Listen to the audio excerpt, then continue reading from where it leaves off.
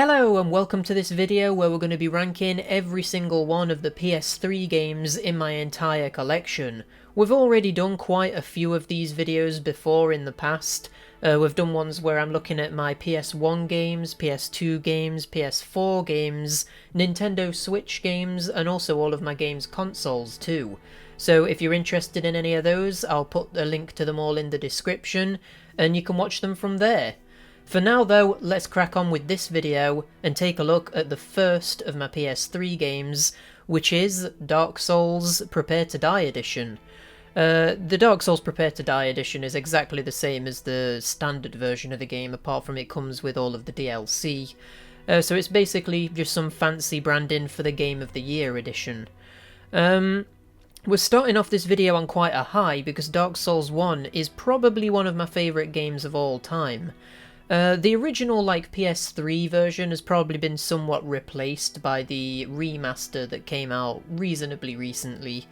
That's obviously available on the PS4 era of systems. So it looks and runs quite a lot better than the PS3 version. But I'm not going to take that into consideration for this video. I'm not going to consider all the remasters and remakes and stuff. I'm just going to look at the games for what they are. So Dark Souls Prepare to Die Edition. Like I say, one of my favourite games ever made. It was my first Souls game. It got me into the whole Souls genre, and it's just incredible. All of the world building, just the universe it presents, the story, all of the different character builds that you can do that add so much replayability to the game as well.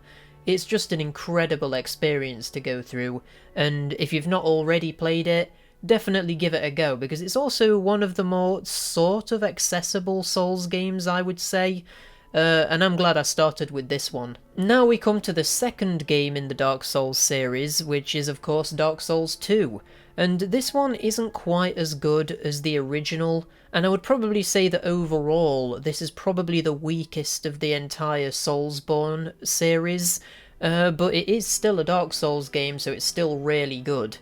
So yeah, I think the reason this one isn't quite as good is really just because the level design is nowhere near as strong as what it was in the first game, and also it kind of has some mechanics that aren't quite as good as they were in the first game.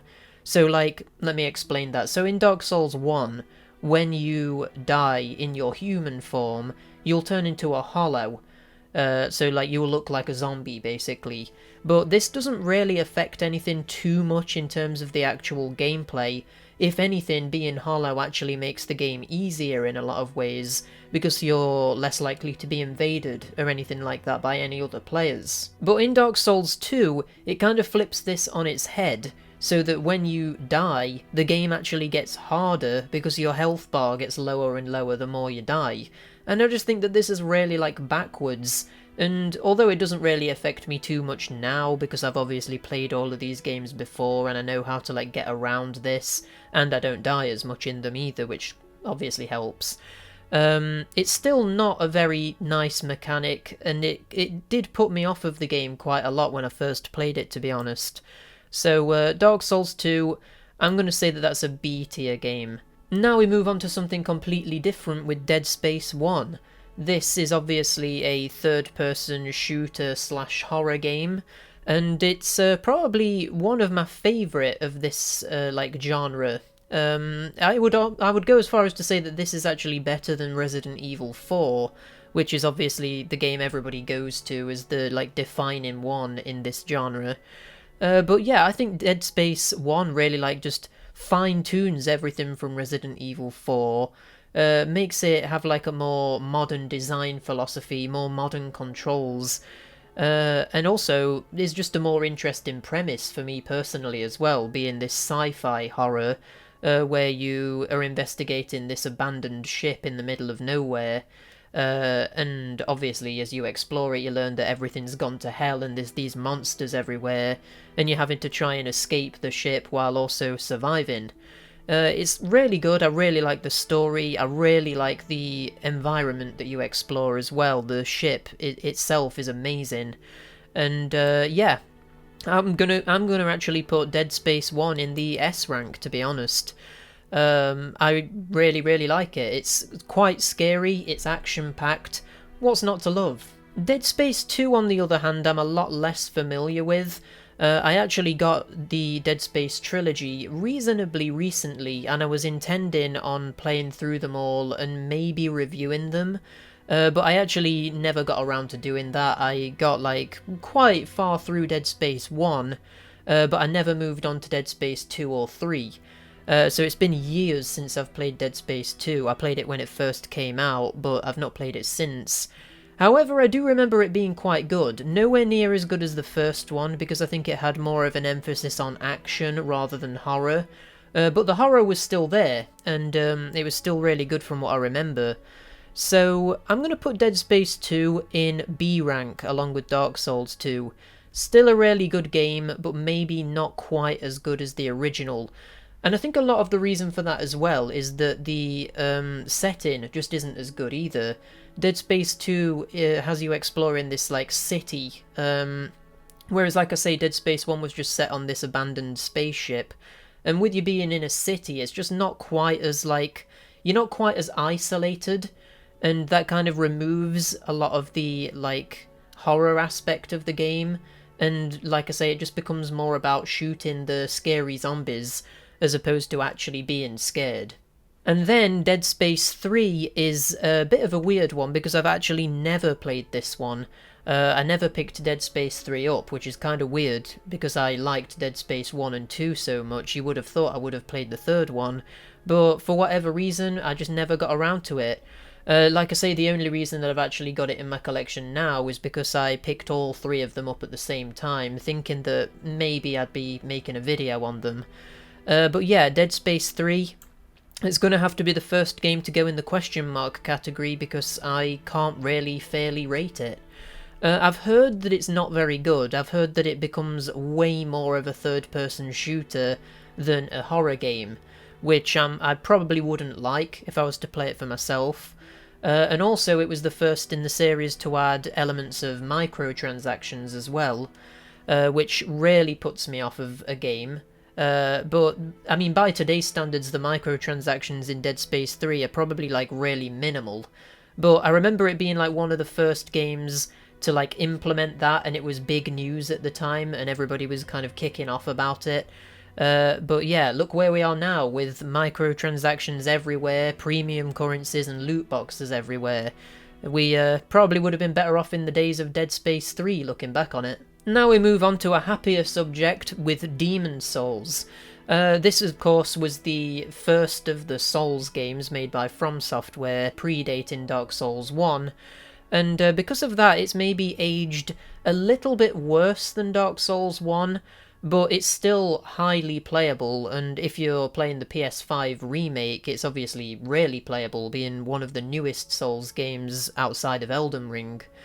But yeah, going back to the original version on the PS3, maybe is a little bit rough. It doesn't have, like, many quality of life things that were added into the later games in the series, but you kind of expect that coming from a Souls game anyway, so I think it kind of gets away with not being very, like, friendly towards new players. I had a lot of fun with this back in the day. Now they've removed the multiplayer from the original Demon's Souls, which of course removes a lot of, like, the experience because you can't do PvP, you can't read messages from other players or anything like that because they turned the servers off. But even without all of that stuff, this is still a great game to go back to, and it features some really good environments too. The Tower of Latria being one of my all-time favourite Souls locations. So yeah, even regarding that maybe it's not quite as accessible as it used to be, and also regarding the fact it doesn't have multiplayer, even taking that into consideration, this is still easily, I would say, it would either be an A rank game or a B rank game. I would say I'm going to put it in A, because I would argue that Demon's Souls is better than Dark Souls 2. So for that reason, I'm going to put it slap bang in the middle of Dark Souls 1 and 2, and give it an A rank. Now we move on to an interesting one with Fallout 3. I've got the Game of the Year edition of this that comes with all of the DLC. of which there was actually quite a lot. There was way more DLC that was way more significant for Fallout 3 than what there was with something like Fallout 4. So yeah, that was nice. It was actually supported for quite a long time after its release, and the DLC was really good as well. So yeah, if you're a big fan of Fallout 3 and not played the DLC, definitely do that because it's worth your time. But yeah, just talking about the base game here. At the time when I first played this, and for several years after actually, I would have said that this was probably one of my favourite games of all time. However, if you were to go back to this and play it nowadays, you'd realise that it really hasn't aged very well. The graphics probably aren't as good as you remember them being, the frame rate is ridiculously choppy, the controls are quite bad, to be honest, to the point where even just like shooting something normally, like you would in any other game, just feels a bit like terrible. You'll be missing your shots all the time, and just like there's no really like good gun feel either. You just don't get a lot of feedback from it, and you basically end up having to rely entirely on the VATS system that was featured in these Fallout games, which is basically this thing where you stop time and you can aim at individual parts of enemy's body. So it almost turned it into a turn-based game, which is funny because obviously the original Fallout games, Fallout 1 and 2, were turn-based. So it kind of like took that and put it into like a real-time combat system, which I actually think is pretty cool. But having to overly rely on that isn't my cup of tea. And especially going back to it now, it just doesn't really hold up very well. Where it does hold up, though, is just in the world it presents. I think that Fallout 3 probably, out of all of the Fallout games that I've played, it probably has the best overall world to explore.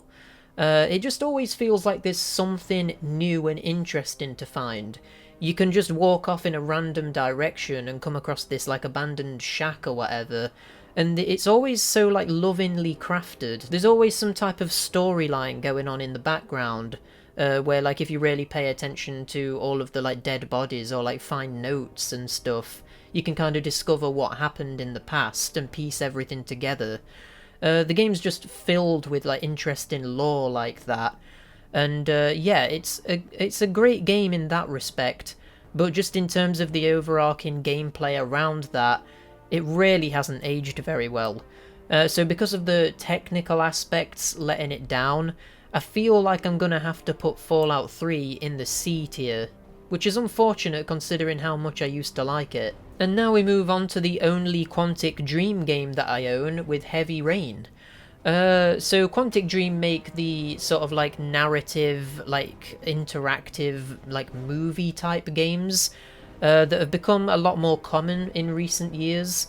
So I actually quite like this genre of game. Heavy Rain was the first one that I ever played, and since then I do feel like they've gotten a lot better. Stuff like Until Dawn was really good, and I really liked the original Life is Strange as well. It's probably the best game in that style that I've played, but admittedly I've not played very many of them. I've not played any Telltale game, actually. I hear that the Walking Dead Telltale games are supposed to be really good, but I've never gotten around to actually playing any of them. But yeah, as for Heavy Rain, it was kind of the game that popularised that specific genre, and because of that, it's probably a little bit dated going back to it today. Like it almost feels like it's even less of a game than what the modern examples are, and I know that this genre comes under criticism for not really being a game per se, and more of just like an interactive story, like an interactive film, I guess. But Heavy Rain feels even more like that than what the modern examples do. But you know, if you're into that sort of thing, then Heavy Rain is probably going to be up your alley. But yeah, the more modern examples are definitely better than this. But that isn't to say that this doesn't have a great story, and it has a lot of twists and turns along the way that I enjoyed.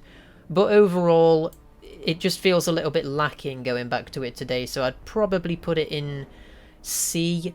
I mean, I'm almost kind of tempted to put it in D, because I don't think it's as good as Fallout 3. So maybe for now I'm actually going to put Heavy Rain in D, and we might shuffle things around as we go through the list some more. Now we move on to a pretty big one with Ico and Shadow of the Colossus. This is the first game in this list that is one of the PS2 remasters, of which there were a lot on the PS3. This is really where remasters kind of became really popular, and practically every single big PS2 franchise got some kind of remaster on the PS3. And Ico and Shadow of the Colossus was no exception. So these are two amazing games, and the fact that you got them just on one disc, in widescreen, in HD, with trophy support, absolutely amazing. I would say that this is probably, it's definitely the definitive way of playing Ico. The Shadow of the Colossus, maybe the remake would be considered the definitive version, the remake being made by Blue Point Games that's on PS4. But yeah, even regarding that, this is still a great collection. And if you wanted to play the original version of Shadow of the Colossus, this would probably be the best way of doing that. So yeah, I would probably say that this is an A rank. I mean, I'm not like the biggest fan of Shadow of the Colossus. I know a lot of people absolutely love it. I personally found the controls to be maybe a little bit clunky at times, and it got frustrating, which I know might be the point, but still, I didn't really like that element of it. But the whole idea of it, and the story and the universe and all of the boss designs were really, really good, and I loved Ico as well. I think that the world building in that game is amazing, and the level design is amazing in that as well. And you can see how it directly inspired some of the designs in Dark Souls.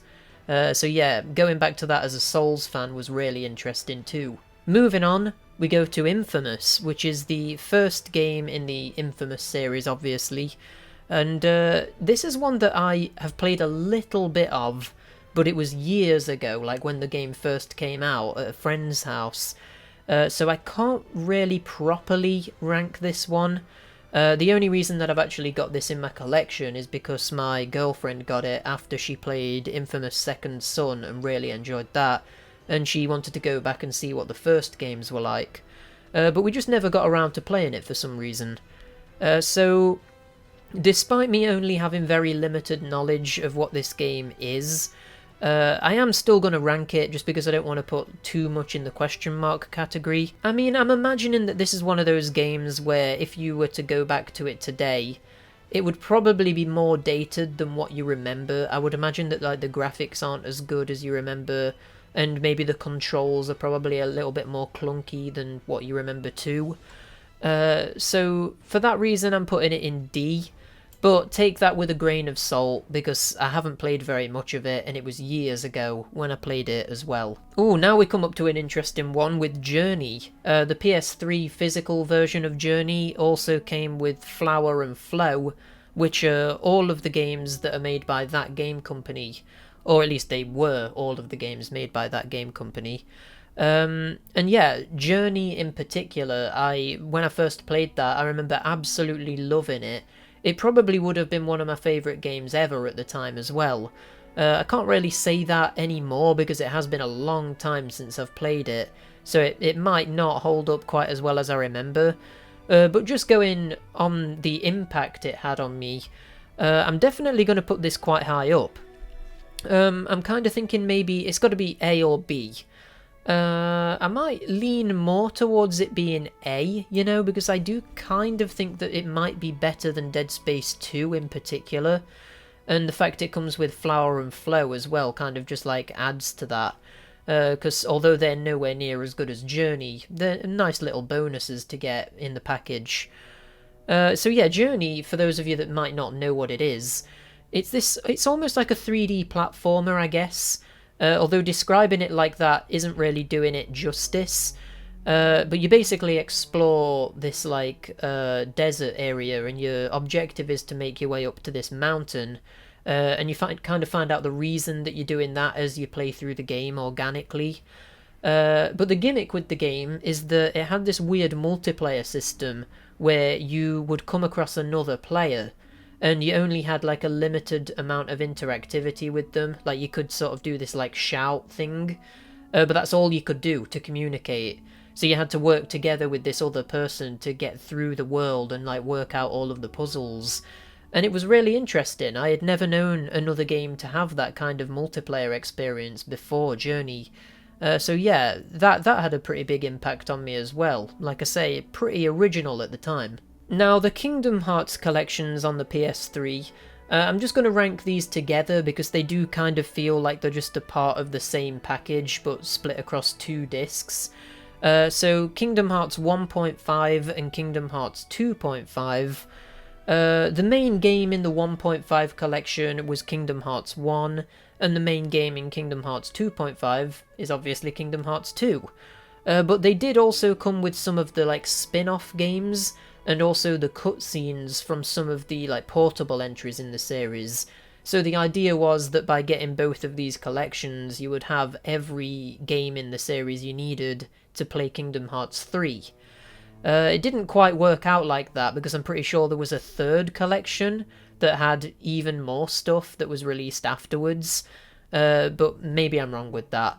Either way, the Kingdom Hearts games are pretty good for what they are, but I just don't think that they're for me.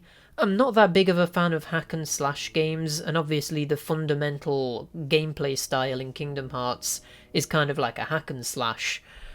So yeah, despite me kind of liking the story and how weird it gets, I'm just not that big of a fan of the game itself. So for that reason, I think I'm going to put Kingdom Hearts in... It feels harsh putting them in D, because I think they're better than that. But then it also kind of feels a bit weird putting them on the same level as Fallout 3, but I think they're worth being in C rank regardless of that. They're really good. Obviously they're really popular. There's a lot of fans of Kingdom Hearts out there. And yeah, Kingdom Hearts 2 in particular is probably the best game in the series, and I did really like that one. Now we move on to a pretty big one, because Little Big Planet, the first Little Big Planet in particular, this was one of the main reasons that I felt jealous of people that had a PS3. So I had the Xbox 360 as my primary console through this generation, which is very weird looking back on it, because the PlayStation systems have always been like my go-to consoles. And there's just this one like grey spot where I had the Xbox 360. And I think the reason for that was just that all of my friends, or at least most of my friends, had Xboxes at the time. And obviously with online being such a big thing for that generation, I kind of had to get an Xbox 360 in order to play with all of my friends. So yeah, in a way that's a little bit disappointing, because I kind of missed out on a lot of these big PlayStation exclusives. But luckily I have gone back and played most of them now, so a little bit sad that I missed out on them at the time though. But yeah, Little Big Planet, when I eventually did get around to playing it towards the end of the PS3's lifespan, when I eventually got the console, it didn't disappoint. I'm a big fan of platformers, and 2D like side-scrollers like Little Big Planet were quite difficult to come by at the time, especially like big-budget AAA ones. So to play something on this scale, and to play something that had such a big emphasis on making your own levels as well, was pretty unique at the time. And yeah, I really enjoyed Little Big Planet 1. I think that it was probably one of the most unique, one of the most interesting PlayStation exclusives on the PS3. So it feels almost a little bit weird if I was to put it in A rank though, because despite it being really good, is it as good as like Demon Souls and Ico and Shadow of the Colossus? But then putting it in B, it almost feels like it's a little bit better than Dead Space 2. Yeah, I think maybe putting it in B rank is right though, because it's probably as good as Dark Souls 2. There's a comparison that you probably didn't expect. Little Big Planet and Dark Souls 2. But yeah, Little Big Planet 2... Obviously this is kind of just more of the same, but for some reason I remember not liking Little Big Planet 2 as much as the first one. I don't know whether that's maybe because Little Big Planet 2 almost made it a little bit more complicated, the focus maybe wasn't as much on just being a straight up platformer, but it also had all of these other elements as well added into it that kind of just like muddied the experience a little bit, made it less pure. I just remember not having anywhere near as much fun with Little Big Planet 2 as I did with the first one. So for that reason, I'm going to put Little Big Planet 2 in rank C. Now, Max Payne 3 is a very similar situation to what happened with me in the Dead Space series. In fact, it's almost identical, because what happened here is that I got all 3 of the Max Payne games all at the same time, and I was intending to get through all of them, and I only got halfway through the first game, and then obviously that meant that I didn't ever play the second or third one. So I definitely can't rate this one. I hear that it's supposed to be really good though. It's kind of weird almost that this game hasn't been remastered for the PS4, because it feels like it would have been just like a no-brainer for them to do that. It probably wouldn't have required that much work because it's already HD and everything. They just needed to like polish it a little bit. But yeah, Rockstar seem to be really weird choosing what games they do that with. I mean, they've only just got around to doing the remasters of Grand Theft Auto 3, Vice City and San Andreas, and you would have thought that they would have done that years ago. So yeah, maybe in another 10 years we'll get some kind of remaster of Max Payne 3. Who knows? And now we move on to probably my favourite PlayStation 3 exclusive game, which weirdly is still a PlayStation 3 exclusive. Yet again, just like with Max Payne 3, Metal Gear Solid 4 has never been remastered for anything, so it's just locked to being on the PS3, which is really, really weird. But yeah, regardless of that, this is one of the best PS3 games. I'm a huge fan of Metal Gear Solid, and Metal Gear Solid 4 just finished the story in the absolute perfect way for me. It was just the perfect ending. I couldn't really have asked for any more.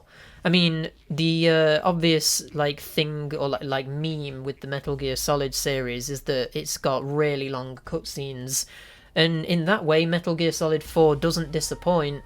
I'm pretty sure that it still to this day holds the record for the longest cutscene ever in a video game, with it being around like 2.5 hours long or something stupid like that. But yeah, as a fan who loves that kind of stuff, I really enjoyed watching those 2.5 hours. So yeah, Metal Gear Solid 4, as well as it having a really good story, it also kind of like refines the gameplay from Metal Gear Solid 3 as well, makes it feel a little bit more modern and like more intuitive, and adds in some things of its own as well. Really varied gameplay, amazing graphics. This thing has aged really, really well. I've played it relatively recently, so I can safely say that it holds up.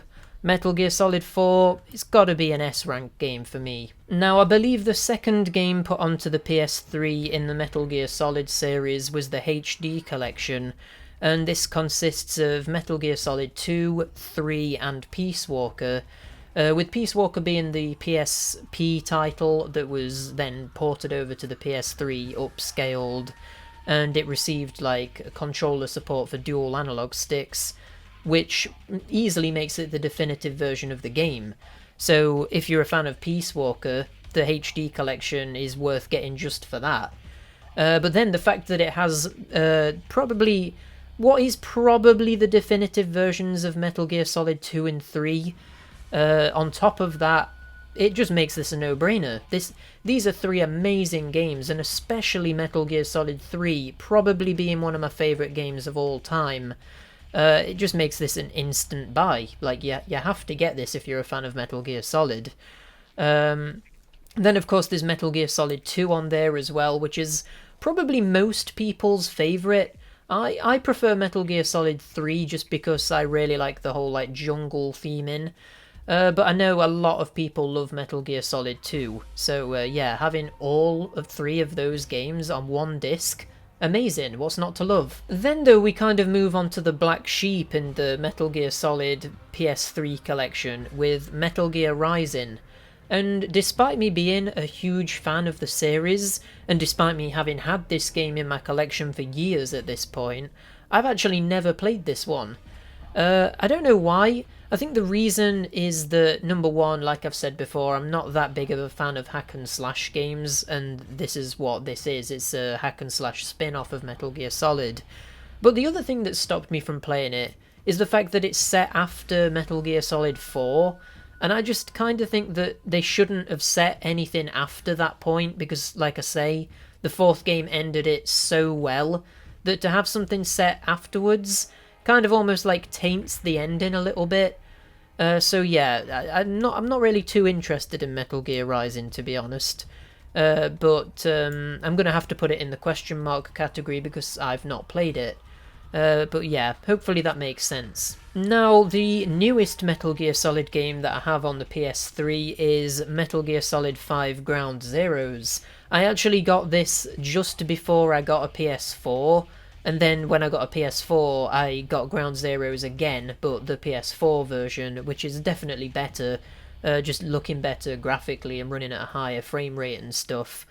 But yeah, my first playthrough of Ground Zeroes was with the PS3 version, and I actually really like Ground Zeroes. I actually almost think that it's a little bit like underrated, because obviously Ground Zeroes is just the sort of like teaser for the Phantom Pain. So when the Phantom Pain came out, everybody kind of forgot about Ground Zeroes. But I don't think that that's really very fair. Ground Zeroes was interesting in the way that it had like this open level to sort of replicate the open world that was gonna be in the Phantom Pain, but it wasn't so open that it was completely empty like the open world in the Phantom Pain was. Ground Zeroes actually had this really tightly designed open level where the objective was to basically break into this like sort of military base to rescue someone, but you could like enter it from loads of different angles. You could get through like all of the different sections in loads of different ways, and it was just really, really well designed. I honestly think that if the Phantom Pain would have scrapped the open world entirely and just had like maybe 7 open levels that were like way better designed than anything we got in the Phantom Pain, that would have been really good. Almost like just take Ground Zeroes, multiply the levels, and just have that be the full game. I think that would have been incredible. But yeah, unfortunately they didn't take that direction, and I ended up really not liking the Phantom Pain. But I don't want that to taint Ground Zeroes, because I really liked that. It's obviously really, really short, but it has some replay value with giving you like optional missions to do afterwards that unlock like a variety of bonuses and stuff. But yeah, I really liked Ground Zeroes. I even liked what little story it had. I think the ending of Ground Zeroes just kept me waiting for the Phantom Pain for so long, because it just ends on this like huge cliffhanger that you just had to wait for like a year to get resolved. Incredible stuff. It sent my hype levels for the Phantom Pain skyrocketing. So yeah, Ground Zeroes, it's easily got to be an A rank, easily. It's just somewhat tainted because of the Phantom Pain being not quite as good, in my opinion. Unfortunately, now we're moving on to another one that I've got to put straight in the question mark category. Ratchet and Clank Tools of Destruction. I got this when I reasonably recently replayed the Ratchet and Clank trilogy, and I was thinking like, right, I'm going to replay them and then I'm going to move on to the PS3 games that I've never played before. And what ended up happening was that I played all 3 of the ones that I've already played, and then I kind of burnt myself out and didn't get around to playing Tools of Destruction. So yeah, probably shouldn't have done that. I probably should have just have started with the PS3 ones instead. But yeah, because of that, I've never played Tools of Destruction. Which is probably really weird, because like I'm a big fan of the Ratchet and Clank trilogy on PS2, and yet I've never really played any of the other ones. I have played Rift Apart on the PS5, and I've played like a little bit of the sort of like movie tie-in game, but I didn't really like that one very much, and I didn't actually think that much to Rift Apart either. Like, it was okay, but it wasn't as good as the original PS2 games, in my opinion. Speaking of which, that segues us nicely into talking about the Ratchet and Clank trilogy, which is the PS3 remasters of Ratchet and Clank 1, 2 and 3. So Ratchet & Clank 1 is by far my favourite Ratchet & Clank game out of the three of them, followed by Ratchet & Clank 3, and then Ratchet & Clank 2, which I don't think is quite as good as the other two. But yeah, the fact that you get all three of these, I mean, all three of them are great, you can't really go wrong with any of them. So yeah, I'm gonna put this in... I mean, it has to go in A, right? All three of the Ratchet & Clank PS2 games on one disc, in HD and widescreen, with trophies.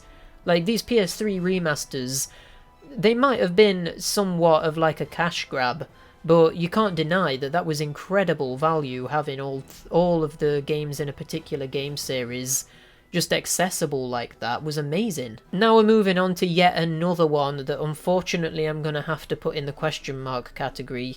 Yet again, this is a similar situation with Dead Space 3 and Max Payne 3, where I got through Red Dead Redemption 2, and I enjoyed it way more than what I thought I would.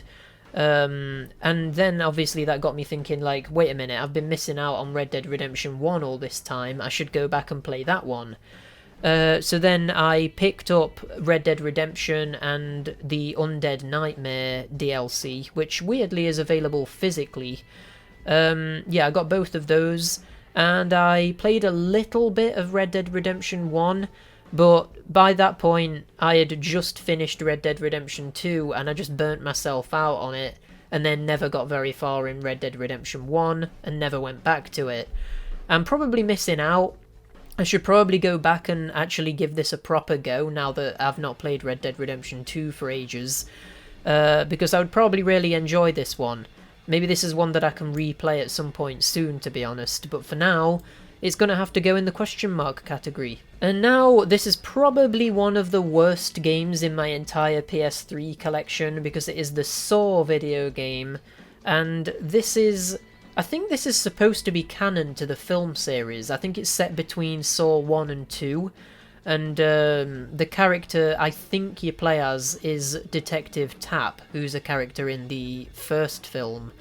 It's been a while since I've watched these films, so I'm probably getting details wrong, but yeah, that's the gist of it. The main issue that I have with the Saw game is that, from what I remember, the controls are just terrible. I remember the combat feeling, like, absolutely abysmal, and it kind of just put me off of playing the game as a whole. I've only actually played this for like an hour or so, but I just put it down and never went back to it. I think I've put the disc in my PS3 literally one time, and that was it. So I kind of just have this game just to have it in my collection because I quite like the Saw films. But yeah, maybe I should give it another go. Are there any fans of Saw out there, the video game? Let me know in the comments. But for now, this is going in F. Now, Skate is an interesting one because obviously I'm quite a big fan of the Tony Hawk games. But with Skate, I played the first one, really liked what I played of it, but never ended up getting any of the other ones, which is kind of weird. You would have thought I would have played all of them. But yeah. I'm quite unfamiliar with this series, and even though I have played Skate 1, I haven't actually played it that much, and I'm not very good at it either. The thing is with Skate is that it was different to the Tony Hawk series in the way that it was more of a simulation, as opposed to like the kind of arcadey nature of the Tony Hawk games, and I did actually quite like that.